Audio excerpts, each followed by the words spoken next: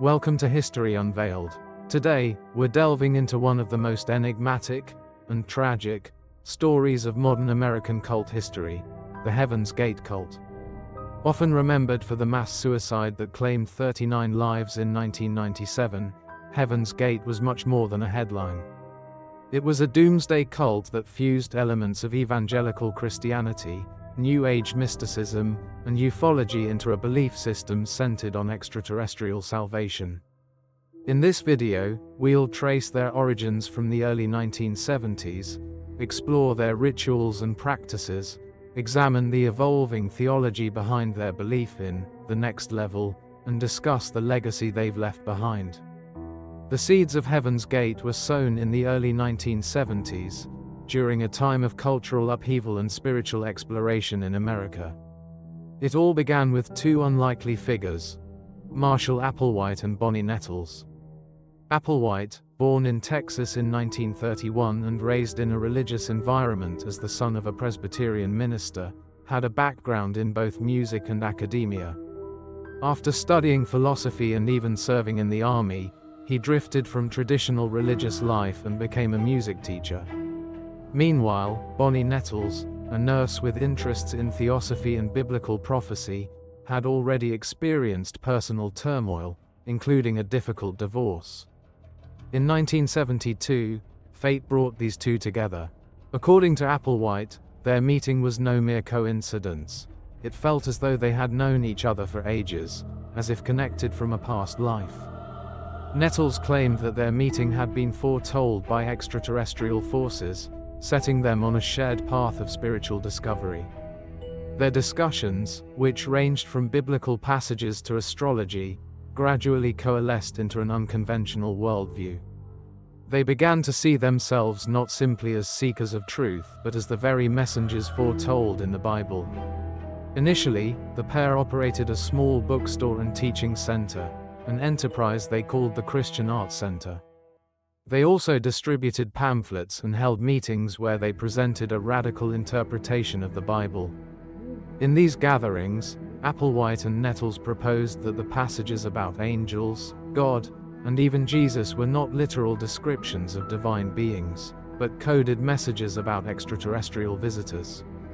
They began to describe these visitors as the next level, a superior race that would eventually rescue a select few from the corruption of human existence. This notion wasn't entirely new.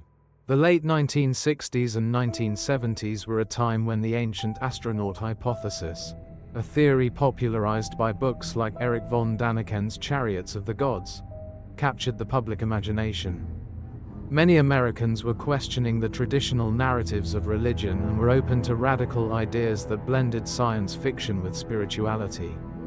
For Applewhite and Nettles, these ideas provided a framework to reinterpret biblical prophecy. They claimed that they were the two witnesses mentioned in Revelation, destined to herald an imminent cosmic transformation. Their early efforts at proselytization were modest. In 1974, during a meeting in California, they attracted a small but dedicated group of followers, people who were disillusioned with conventional society and hungry for spiritual meaning. These early recruits were often drawn from diverse backgrounds. Some had deep roots in traditional religion, others were immersed in the counterculture of the era.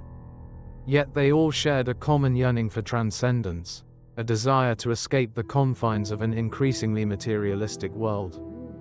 By the mid-1970s, Applewhite and Nettles had solidified their doctrines. They preached that the human body was nothing more than a vehicle, or container, for the soul, a temporary shell that could be shed when the time was right. Their ultimate promise was extraordinary. If they could rid themselves of their earthly bonds, they would be transported to a spacecraft trailing a comet, where they would be reborn as immortal, perfected beings. In essence, they offered a radical reinterpretation of the Christian concept of the rapture, combining it with cutting-edge ideas from ufology. At the heart of Heaven's Gate's belief system was a complex theology that evolved over the course of their existence. Initially, Applewhite and Nettles taught that salvation would be achieved through a physical transformation.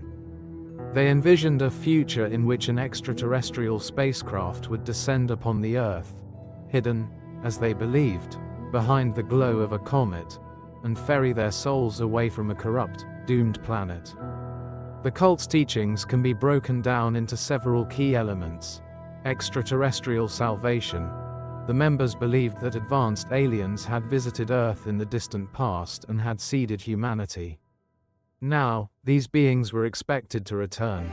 Only those who were evolved enough, those who had forsaken earthly desires and attachments, would be deemed worthy of joining these extraterrestrial saviors on their cosmic journey.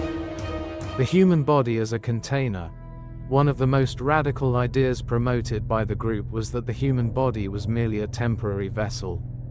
To truly ascend to the next level, one had to leave behind the physical form. This belief would later play a crucial role in their tragic decision to commit mass suicide. Rejection of earthly attachments. Members were required to renounce all ties to the material world.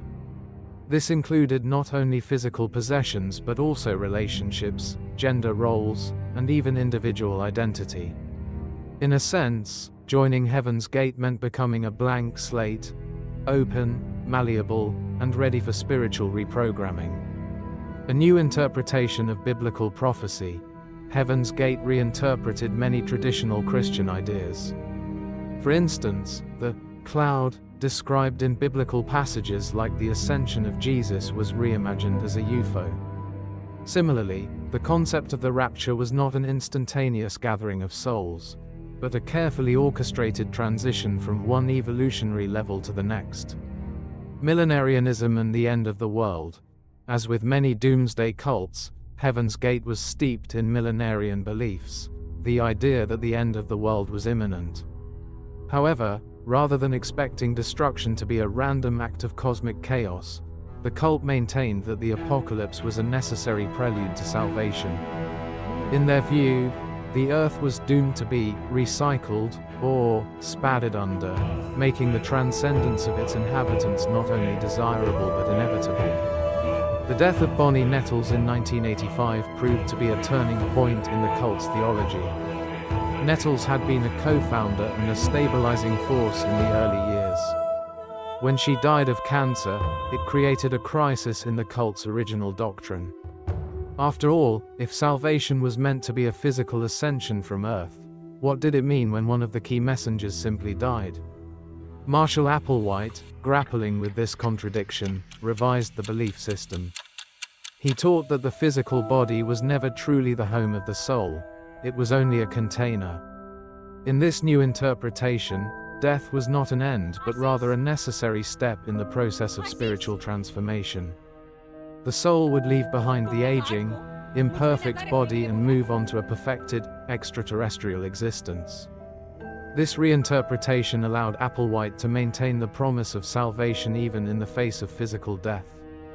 This evolution of thought also coincided with a shift in the cult's external posture. Whereas the early years were marked by itinerant preaching and small gatherings, the 1990s saw a renewed effort to publicize their beliefs. The advent of the internet provided a new platform for dissemination. Applewhite even posted sermons on early message boards and set up a website for Heaven's Gate. The cult's message reached a wider audience, though often with derision and disbelief from outsiders. Heaven's Gate was not only remarkable for its beliefs but also for its strict lifestyle and organizational practices. The cult was highly insular. Members lived a life of radical asceticism and communal discipline, and their day-to-day routines were meticulously controlled by their leaders. At its peak, the group lived in a nomadic fashion. In the late 1970s and 1980s, followers would gather in campgrounds and rent houses in various cities, often choosing to live in seclusion from the outside world. The lifestyle was austere. Members were expected to give up their personal belongings, maintain a uniform appearance, and adhere to a strict regimen of discipline. For example, they wore identical clothing, typically simple, dark outfits paired with Nike sneakers, and carried with them small amounts of cash and coins. These objects, seemingly mundane, were imbued with symbolic meaning. the $5 bill was reportedly meant to cover any fines for vagrancy, and the coins were a reminder of their temporary status on Earth. Applewhite and his inner circle also imposed severe restrictions on sexuality and personal attachments. Many members even underwent voluntary castration, a drastic measure aimed at eliminating sexual desire, which Applewhite considered one of the greatest barriers to spiritual purity. In his view, the elimination of all bodily urges was essential for preparing oneself to ascend to the next level. Family ties were severed, and emotional bonds with outsiders were discouraged. By isolating members from conventional relationships, the cult ensured that all loyalty was directed solely toward the leadership. While the group maintained an appearance of egalitarianism and individual choice, in reality, it was highly centralized. Marshall Applewhite was the undisputed leader, revered almost as a Christ-like figure. His role was to guide, instruct, and ultimately determine who was worthy of salvation. Despite occasional claims that members were free to leave, the tightly controlled environment, reinforced by ritual, group uniforms, and constant surveillance, left little room for independent thought. Followers were encouraged to view Applewhite as both a teacher and a mediator to a higher, transcendent reality. This structure was further reinforced by elaborate rituals and symbolic practices. The group divided itself into small cells or star clusters, ensuring that interpersonal ties were managed by the leadership. Meetings were often shrouded in secrecy, and communication with the outside world was strictly limited. Regular lectures, video messages, and even staged exit statements were used to reinforce the notion that leaving the group meant rejecting the only path to salvation. In their later years, especially during the 1990s, the group's routines became even more regimented. For several months leading up to their final days, members lived in a rented mansion in Rancho Santa Fe, California. In that isolated setting, they prepared for what they believed would be their ultimate departure from Earth. Every detail, from the matching black clothing to the small roll of coins in each pocket, was part of a larger, meticulously planned exit strategy. As the 1990s drew to a close, Heaven's Gate began to focus on an astronomical event that would come to define their legacy: the approach of comet Hale-Bopp. Discovered in 1995, this comet was one of the brightest and most spectacular celestial objects in recent memory. To the followers of Heaven's Gate, Hale-Bopp was not merely a beautiful comet. It was a cosmic signal that the time had come for transcendence. Applewhite interpreted the comet as a cover for a spacecraft, an extraterrestrial chariot, that would appear behind the comet's bright tail. This vessel, he believed, was destined to collect the souls of those who were ready to leave their earthly bodies behind and join the next level. In his final teachings, Applewhite urged his followers to prepare for what he called the final exit. Between March 22 and March 26, 1997, as Hale-Bopp reached its closest point to Earth, the group enacted their final, desperate plan. Over a period of several days, 39 members of Heaven's Gate gathered in the mansion. They ingested a lethal cocktail of barbiturates mixed with alcohol, placed plastic bags over their heads, and calmly awaited what they believed would be their liberation from the confines of human existence.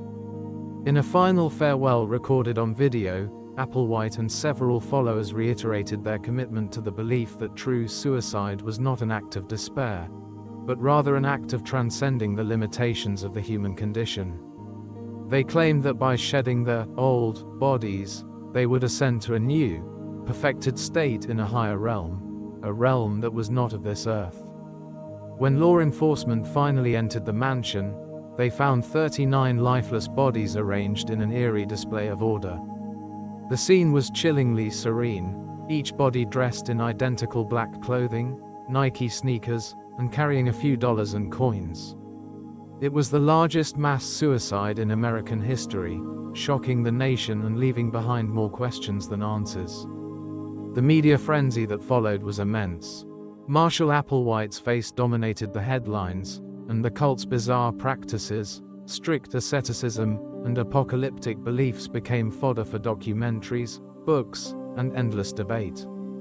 But beyond the shock, the tragedy raised profound questions about belief, coercion, and the power of charismatic leadership. So, how did a group of seemingly intelligent, educated individuals come to subscribe to such an extreme belief system?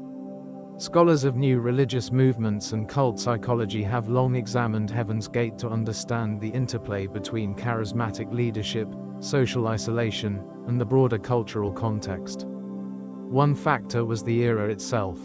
The 1960s and 1970s were times of significant social and political upheaval.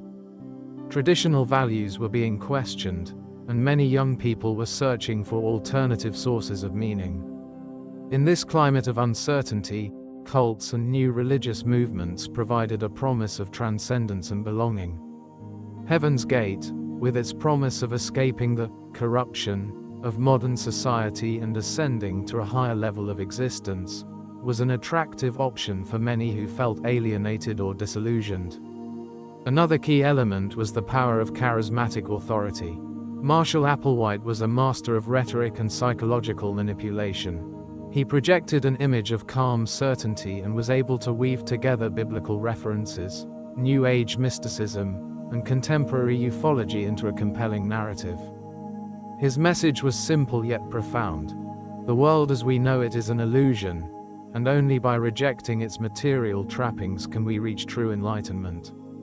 Applewhite's tactics were subtle. Though he never explicitly used force, he created an environment where members were isolated from outside influences.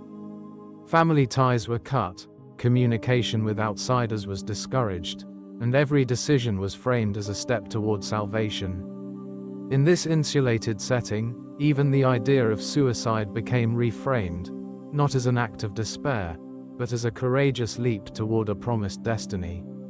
Psychologists who have studied cult behavior note that members are not necessarily brainwashed in the sensational sense, but rather they are deeply influenced by the structured, communal lifestyle and the promise of a transformative experience. Many followers of Heaven's Gate were intelligent, well-educated individuals who, like so many of us, were searching for answers to life's big questions. Under the guidance of a leader who seemed to offer those answers, they gradually came to believe that only by leaving their earthly bodies could they attain the next stage of evolution. In essence, Heaven's Gate tapped into universal human desires: the longing for meaning, the need for belonging, and the hope for transcendence. In a world that often seems chaotic and indifferent, the promise of a new, perfect existence is a powerful lure. The mass suicide of March 26, 1997, sent shockwaves around the world. In the immediate aftermath, media outlets scrambled to piece together the story of Heaven's Gate. Documentaries, books, and academic studies emerged, each trying to understand how such a tragedy could occur. For many families of the deceased, the loss was incomprehensible. Survivors and relatives struggled to reconcile the charismatic appeal of Marshall Applewhite with the finality of his followers' deaths. In the years since, the story of Heaven's Gate has been revisited from many angles: sociological, psychological, and even cinematic. The cult has become a case study in extreme belief systems and a cautionary tale about the dangers of unchecked charisma and social isolation. One of the enduring legacies of Heaven's Gate is its influence on later analyses of cult behavior and new religious movements. Scholars such as Jan Jalalich and Benjamin Zeller have written extensively on the topic, arguing that while the methods of control and the extreme outcomes are shocking, they are not unique. In many ways, Heaven's Gate exemplifies broader themes found in cult dynamics: the gradual erosion of individual identity, the power of persuasive leadership, and the isolation from mainstream society. In popular culture, Heaven's Gate remains a symbol of radical belief and the potential consequences of spiritual isolation.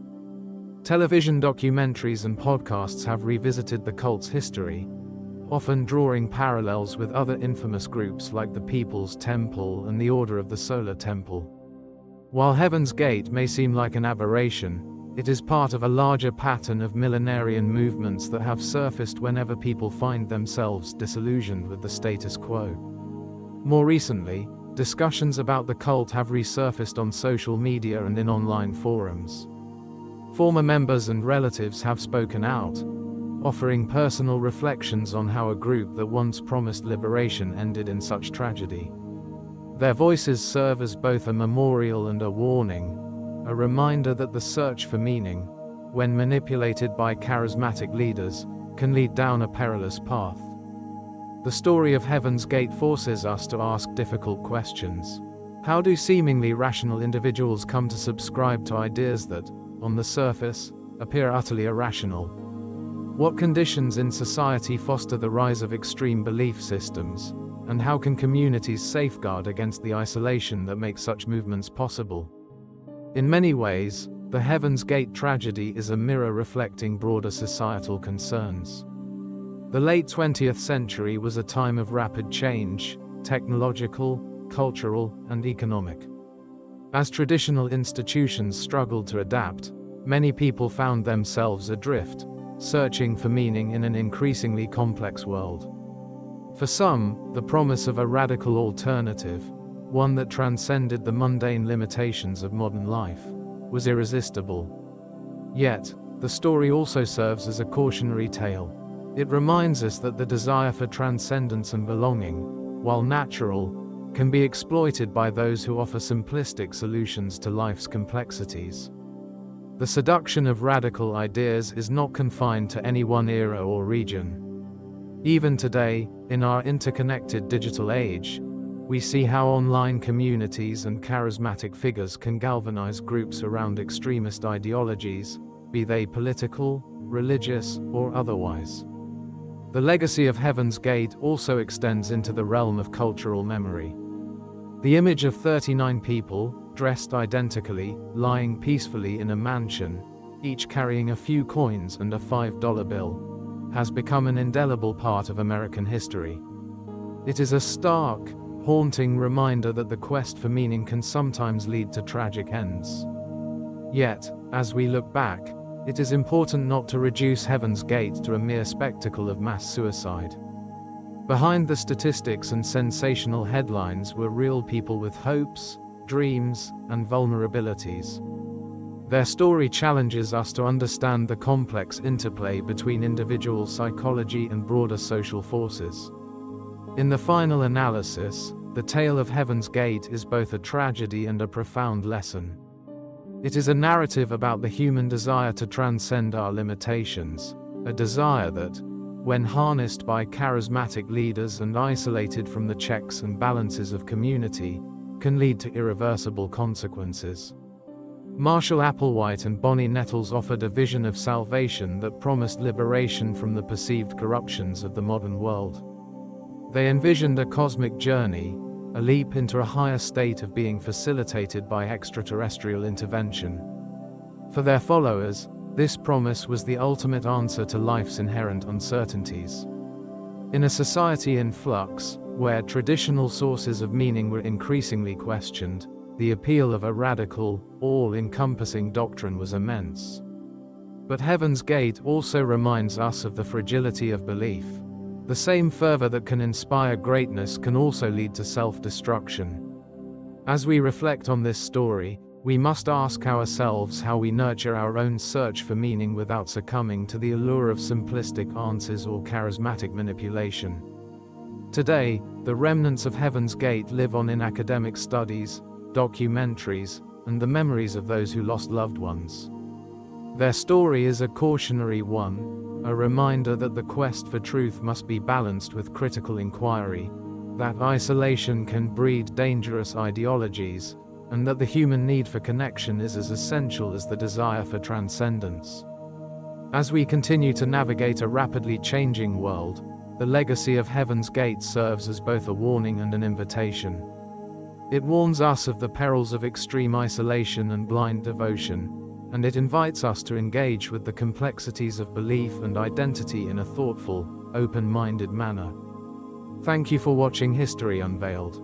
If you found this exploration of the Heaven's Gate cult insightful, please give this video a thumbs up, subscribe, and hit the bell icon so you never miss a deep dive into history's most fascinating, and sometimes frightening, stories.